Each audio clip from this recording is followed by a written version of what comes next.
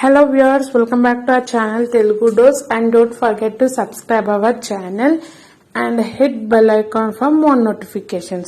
So ఇవాళ నేను వచ్చేసి ఇంపార్టెంట్ క్వశ్చన్స్ ఇవ్వబోతున్నాను. ఇంపార్టెంట్ క్వశ్చన్స్ ఏ సబ్జెక్ట్ అంటే first year civics. So first year civics important questions ఇస్తున్నాను. సో ఫస్ట్ చాప్టర్ నేమ్ వచ్చేసి Indian constitution historical context. So 10 marks కి 2 questions ఉన్నాయి. Explain the salient features of Indian Constitution and describe the various phases of Indian national movement. So ఈ 10 marks కి 2 answers very important అండి first chapter లో. So మీకు కావాలంటే note down అన్న చేసుకోండి లేదా స్క్రీన్ షాట్ అన్న తీసుకోండి. సో 10 marks కి ఫస్ట్ చాప్టర్ ఇండియన్ కాన్స్టిట్యూషన్ లో ఈ 2 questions important. Okay, for 10 marks. Next second chapter పేరు వచ్చేసి fundamental rights and directive principles. 10 marks కి నేను 2 questions ఇచ్చాను. Explain the fundamental rights as incorporated in the Indian constitution. Explain the directive principles of state policy. And 5 marks కి వచ్చేసి what are the differences between fundamental and directive principles. Explain the socialist principles mentioned in the directive principles of state policy. So 10 marks ki 2 and 5 marks ki 2 are very important questions in unit 2 fundamental rights and directive principles. Okay, so ఇలా నేను each chapter లో నుంచి 5 and 10 marks ఇస్తున్నాను. So first chapter లో only 10 marks ఇచ్చాను. Second chapter లో 10 and 5 marks ఇచ్చాను. So 10 కి 2 and 5 కి 2 ఆన్సర్స్ ఉన్నాయి. ఫస్ట్ చాప్టర్ లో 10 marks లో ఉన్నాయి, 5 marks లేవు ఆ చాప్టర్ లో, అందుకోసమే 10 marks 2 questions ఇచ్చాను. ఓకే, దీంట్లో ఈ సెకండ్ యూనిట్ లో మాత్రం 10 marks ఆన్సర్స్ ఉన్నాయి అండ్ 5 marks ఆన్సర్స్ ఉన్నాయి. సో 10 లో నేను 2 questions అండ్ 5 లో 2 questions ఇచ్చాను. ఇంపార్టెంట్, ఈ ఒక్క ఆన్సర్ చదివితే చాలు. ఫండమెంటల్ రైట్స్ అంటే ఏంటి అండ్ డైరెక్టివ్ ప్రిన్సిపల్స్ లెసన్ పేరు అదే కాబట్టి ఆ క్వశ్చన్స్ ని మంచి ప్రిపేర్ కాండి. సో మీకు ఇలా చదివితే ఫుల్ మార్క్స్ స్కోర్ చేయొచ్చు ఎగ్జామ్ లో ఈజీగా. Okay, next third unit, fourth unit, ఇలా అన్ని units 5 marks and 10 marks questions ఇస్తాను. డోంట్ వరీ, ఇవి ప్రిపేర్ కాండి. ఇలా ప్రిపేర్ చేయడం వలన మీరు ఎగ్జామ్ లో ఈ ఆన్సర్స్ వస్తే రాయొచ్చు. ఓకే, నెక్స్ట్ థర్డ్ యూనిట్ పేరు వచ్చేసి union government. 10 marks questions. So total 4 questions ఉన్నాయి 10 marks కి థర్డ్ చాప్టర్ లో యూనియన్ గవర్నమెంట్. ఫస్ట్ క్వశ్చన్ వచ్చేసి describe the ordinary and emergency powers of president of India. Describe the powers of prime minister of India. Explain the composition and functions of union council of ministers. And fourth, explain the functions of speakers of Lok Sabha. So ఇవి వచ్చేసి union government third chapter లో 4 10 marks questions. So 4 చాలా important అయిన 10 marks questions.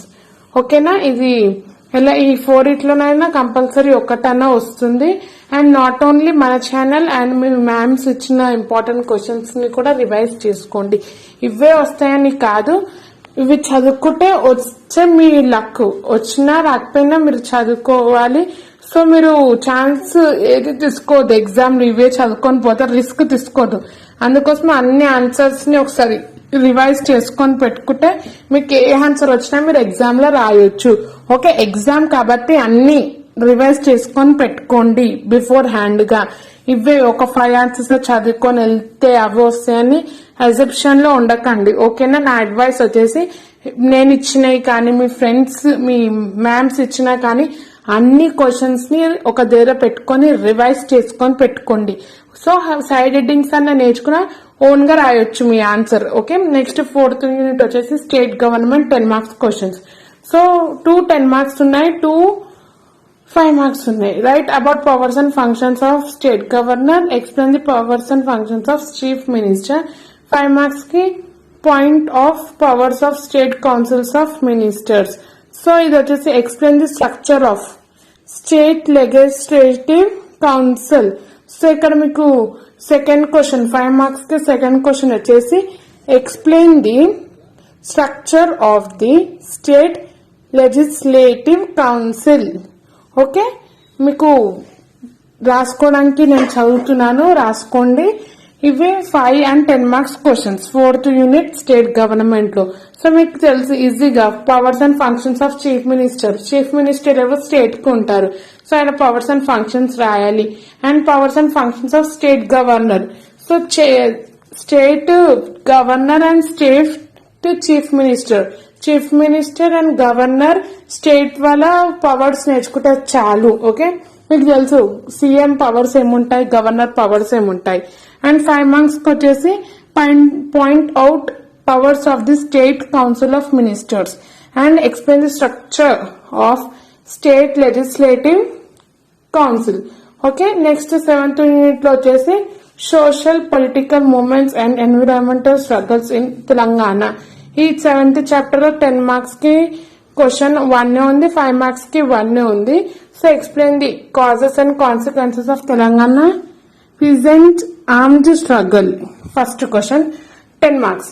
ఇప్పుడు 5 marks question educate the Dalit movement in Telangana. Okay, elucidate the Dalit movement. మీకు తెలుసు దళిత్ అంటే SC ST లో కాస్ట్ వాళ్ళది. ఆ దళిత్ మూవ్మెంట్ గురించి మీరు డిస్క్రైబ్ చేయాలి 5 మార్క్స్ కి.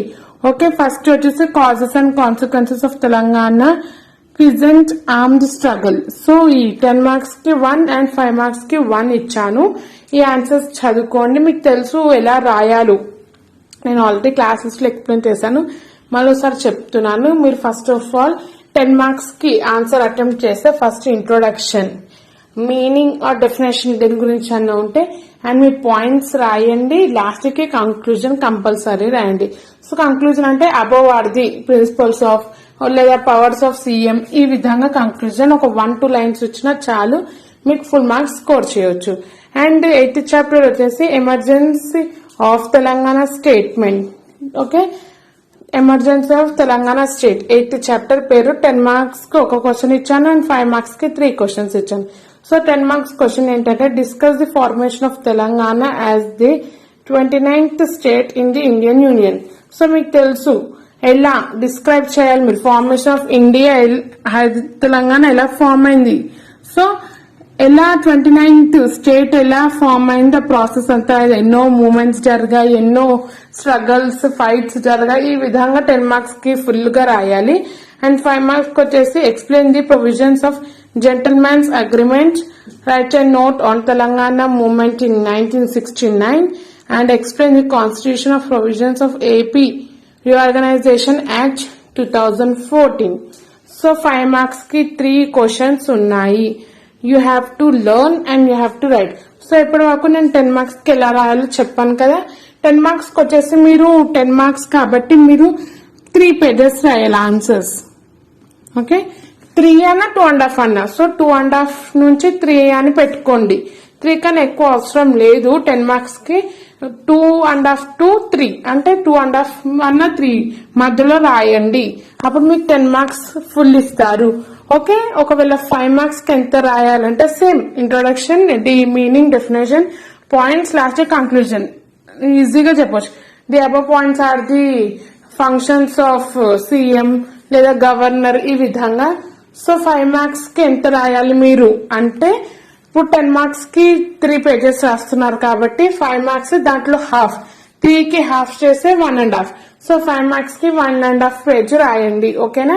అండ్ 9th చాప్టర్ వచ్చేసి Telangana movement, role of political parties and ఇది వచ్చేసి 10 మార్క్స్ ఆఫ్ 1 క్వశ్చన్ ఇచ్చాను 10 మార్క్స్ లో. 9th చాప్టర్ వచ్చేసి describe the role of TRS in separate Telangana state movement.